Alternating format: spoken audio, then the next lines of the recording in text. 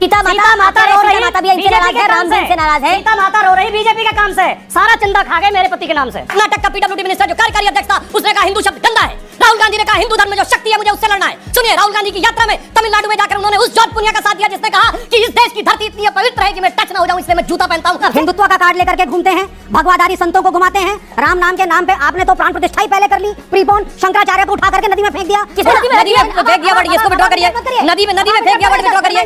नदी में करिए, बता दे विड्रॉ करिए। नदी में फेंक दिया। नमस्कार दोस्तों, स्वागत है द भारत डिबेट शो में। दोस्तों, डिबेट काफी मजेदार होने वाला है, इसलिए आप लोग से अनुरोध है कि डिबेट को अंत तक देखिएगा। दोस्तों, आज के इस डिबेट में कांग्रेस के प्रवक्ता विवेक श्रीवास्तव डिबेट में आके ज्ञान पेल रहे थे, क्योंकि आज के डिबेट में वो बोल रहे थे बीजेपी इसलिए हारी है क्योंकि उन्होंने शंकराचार्य को उठा के नदी में फेंक दिया है। इस पे बीजेपी के प्रवक्ता सुधांशु त्रिवेदी ने किस तरह से इनकी क्लास लगाई है, सो आप लोग डिबेट को खुद से देखिए।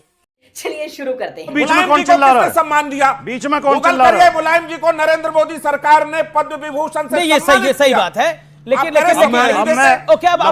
इस बात का जवाब और दे दो। इन्होंने कहा कि आप ये सिद्ध करना चाहते हो कि ये हिंदू विरोधी जीत गए। नहीं, हम ये सिद्ध करना चाहते हैं कि राम के नकली भक्त हैं, राम इनसे कुपित हैं, और राम उस दिन से कुपित हैं जिस दिन इन्होंने ये कहा कि राम को हम लाए हैं। राम ने कहा अच्छा मैं तुम्हें लाया हूं या तुम मुझे लाए हो।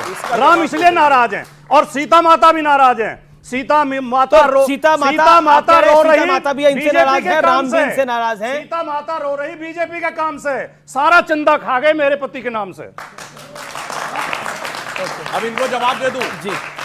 देखिए, पहली बात तो इस ढंग के, देखिए ये कितने महान व्यक्ति हैं कि इन्होंने ये कहा कि हम लोगों ने सिर्फ इसलिए कहा, नहीं, आपकी गठबंधन ने कहा हिंदू धर्म का समूल नाश होना चाहिए, इरेडिकेशन ऑफ सनातन धर्म कहा। सुनिए, ये डीएमके ने कहा और आपके इंडी गठबंधन में शामिल थे।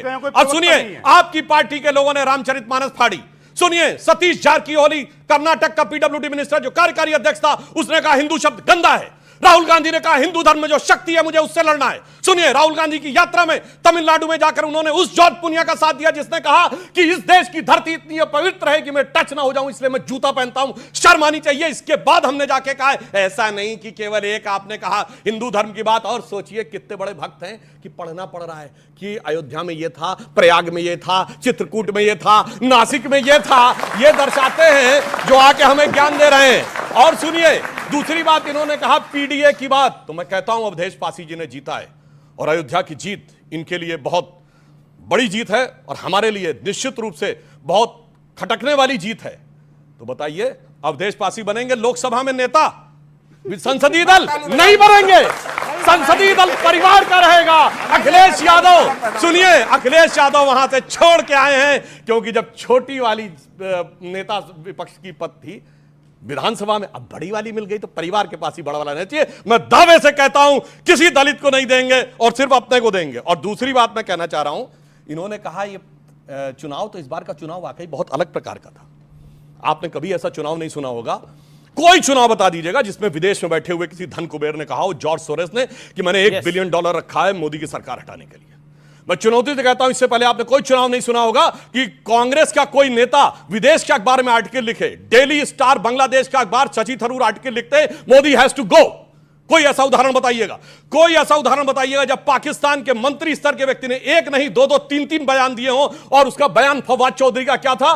बीजेपी हारनी चाहिए, मोदी हटना चाहिए, उसके बाद जो मर्जी हो कर लेंगे।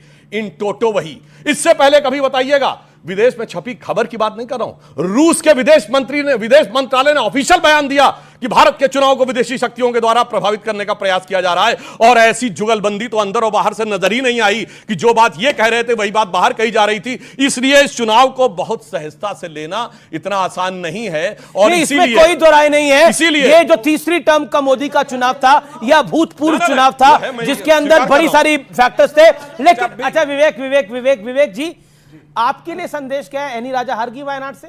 मेरा एनालिसिस यह है कि पहली चीज, मैं सुधांशु जी को बधाई देता हूं कि आपने सरकार बनाई, आपकी सरकार आई है, ऑनरेबल प्राइम मिनिस्टर हैं, सरकार बनी है इस देश में। लेकिन बधाई सबसे ज्यादा इस देश की जनता को है जिसने बैलेंस्ड फ्रैक्चर्ड मैंडेट दिया, वही नहीं वो सांप्रदायिकता के नाम पे।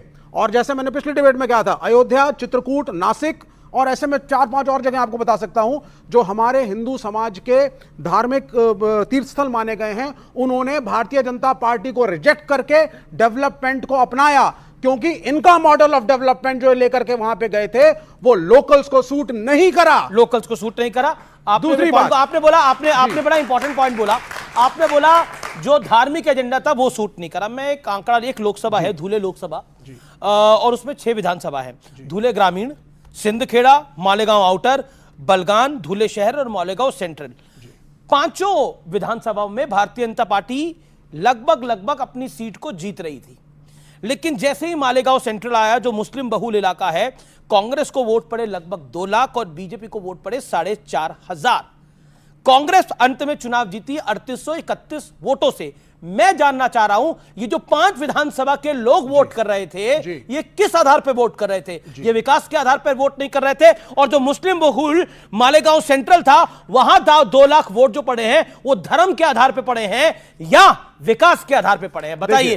पूरी जगह भारतीय जनता पार्टी जीतती आ रही है, लेकिन एक ही जगह हारी, और इतनी बुरी तरह से हारी कि सारी ऊपर की 5 विधानसभाओं की लीड छिन्न भिन्न हो जाती है। ये धुले लोकसभा क्षेत्र का इलेक्शन कमीशन की वेबसाइट पे डेटा अवेलेबल है, कोई भी इसको चेक कर सकता है। और एक नहीं, मैं आपको ऐसी 5 कॉन्स्टिट्यूंसीज और बता सकता हूं जहां यही हाल हुआ है। मैं आपको दिल्ली में बाबरपुर का इलाका बता सकता हूं जहां बीजेपी को वोट कितने पड़े हैं और अलायंस को वोट कितने पड़े हैं। तो मुझे एक बात बताइए कि जो मुस्लिम बहुल इलाका है, वहां धर्म के आधार पर वोटिंग हुई या विकास के आधार पर? और हिंदू बाहुल्य क्षेत्रों में जानना चाह रहा हूं मैं आपसे। हिंदुत्व का कार्ड लेकर के घूमते हैं, भगवाधारी संतों को घुमाते हैं, राम नाम के नाम पे आपने तो प्राण प्रतिष्ठा ही पहले कर ली, प्रीपोन। शंकराचार्य को उठा करके नदी में फेंक दिया। किसने फेंका? ये नहीं बोले। अरे बिल्कुल सही बोलूंगा मैं, बिल्कुल बोलूंगा मैं कोट कर देता हूं। नदी में फेंक दिया वर्ड क्या है? नदी में फेंक दिया वर्ड, इसको विड्रॉ करिए। नदी में फेंक दिया वर्ड, विड्रॉ करिए। नदी में विड्रॉ करिए, बता दें विड्रॉ करिए। नहीं, नदी में फेंक दिया word, I will not withdraw and I will clarify it. कब फेंका नदी में? सुन लीजिए, शंकराचार्य को मैं आपको बताता हूं, जयंत सरस्वती को जेल में डालने का काम किया था, उन्हें जेल में फेंका था आप लोगों ने। यह सिंबोलिज्म में मैंने बोला था, नदी में फेंका, फिजिकली नहीं होता। जब पुरी के शंकराचार्य कहते हैं कि मैं क्या करूंगा अयोध्या में जाकर के, जब नरेंद्र मोदी प्राण प्रतिष्ठा करेंगे तो शंकराचार्य क्या ताली बजाएगा? ये नदी में फेंकना होता है। ठीक, जब उन्होंने कहा अब आपने अपनी बात को रखा, अब आपने अपनी बात सुधांशु त्रिवेदी, तो ये नदी में फेंकना होता है। इत्मीनान से ज्यादा ओके, आपने बोला कि ये नदी में फेंकना है, ये नदी में फेंकना है। और यहां तक जी और कि ये मंदिर रामदासियों का है। ठीक है, इसका शंकराचार्य से क्या लेना देना? ओके, नदी में फेंकना मैं जवाब से ओके। सुधांशु त्रिवेदी, आज तक किसी मंदिर की प्राण प्रतिष्ठा में शंकराचार्य आते हैं क्या? शंकराचार्य का स्टेटस सबसे ऊंचा माना गया है।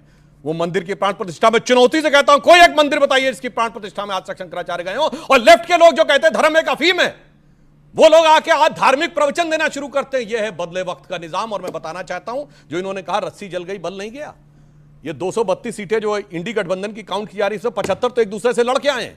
20 केरल की, 42 बंगाल की और 13 पंजाब की। 75 पे एक दूसरे से लड़के 60 सीटें जीत के आए हैं। छोड़िए हमारे बारे में कह रहे तब ऐसा होता था, इनका तो अब ऐसा हो रहा है। एक दूसरे के खिलाफ लड़के आए और ज्ञान दे रहे हैं। और सुनिए, इंडी पूरी बात कर लूं सर, पूरी बात कर लूं। इंडी गठबंधन में रहते हुए मध्य प्रदेश के चुनाव में अखिलेश जी का वो वीडियो याद करिए। उन्होंने कहा कांग्रेस बहुत चालू पार्टी है, और कांग्रेस वालों ने कहा बहुत चिरकुट पार्टी है। ये तो हमारे गठबंधन से अलग नहीं, रहते हुए एक दूसरे को बोला था। एक लाइन पूरी बात। मगर एक मजेदार बात, यहां बच्चे बैठे तो मुझे याद आता है। देखिए 99 सीटें प्राप्त करके इनके चेहरे की चमक देखिए, आवाज की खनक देखिए, लहजे में धमक देखिए। और 240 पाके हमारे चेहरे पे वो खुशी नहीं है। जानते क्यों? एक बच्चा होता है टॉपर, जिसको डिस्टिंक्शन मार्क्स मिलने थे। अगर डिस्टिंक्शन नहीं मिला तो उसके चेहरे पे मायूसी होती है, और एक धड़ाधड़ फेल हो रहा है, और ग्रेस मार्क्स से पास हो गया तो उसकी खुशी का ठिकाना नहीं रहता है। इस चुनाव का वो संदेश है। दोस्तों, इन जैसा प्रवक्ता हमेशा डिबेट में आते हैं और उल्टी पुल्टी बात करते रहते हैं, क्योंकि जो कल तक हिंदुत्व का विरोध कर रहे थे, आज वही हिंदुत्व के बारे में ज्ञान दे रहे हैं। तो दोस्तों, इन लोगों के लिए आप लोग कमेंट सेक्शन में दो लाइन जरूर लिखें। चलिए दोस्तों, मिलते हैं कोई और लेटेस्ट डिबेट वीडियो में। तब तक के लिए जय हिंद, जय भारत, वंदे मातरम।